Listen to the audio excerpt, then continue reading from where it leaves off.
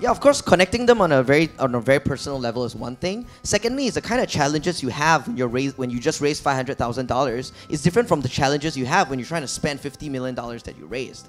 So I see this kind of evolution through my portfolio. I've done about 50 companies in Southeast Asia. So Grab Taxi from the second round all the way up to now. Like these companies, when you watch them grow. Well, the Hong Kong market itself is too small, but if you look at our history, we started out in Shanghai 7 years ago as a group of individuals who became angel investors, and now we're a membership-based organization of about 100 people based in Shanghai, Beijing, Hong Kong, and Singapore. And obviously, the market next door, i.e. China, is huge, right? But Hong Kong as a market itself is small. But I think one thing that Hong Kong does have an advantage in is its rule of law, international perspective, international people, and I think it's a great environment to attract talent from overseas. If you look at it in relation to fintech companies, Hong Kong is not there yet, although kind of from an infrastructure point of view, Hong Kong is ticking all the right boxes. But you know, in order to build a successful company, a successful startup, you need three things. It's like it's like baking a cake basically. You need a good idea, you need a capital, and at the end of the day, you need people. You know, I don't know about the larger economy, but I think when you look at what's going on in innovation and in technology in China, that is an irreversible trend, and there is still so much room. I mean, you got 990 million mobile phone users in China.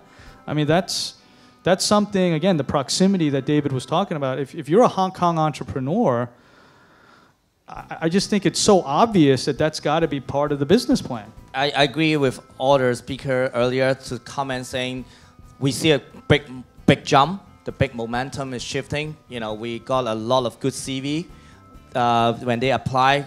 We used to only have, every time we call for a batch of startup, we only have a handful of those. We can say easily to get into our incubation program. But now we have become very competitive. I can tell you that the number is not just growing 10 times. We're talking about you know, like 50 times or even more. You know, try to get yourself into the local culture, environment, market, understand their culture. In China, even the cities are different. China, you think it's one country, but the markets are different. You know, the tier 1, the tier 2, and the tier 3, and Chengdu and Shanghai and Nanjing is very, very different markets. So don't think it's just one place, and it's like Hong Kong. But at the same time, don't just follow them. Because the fact you're from outside, fresh eyes, you know, this actually you bring some insights, because just because the way it was being done that way, sometimes you can attract it from a different angle.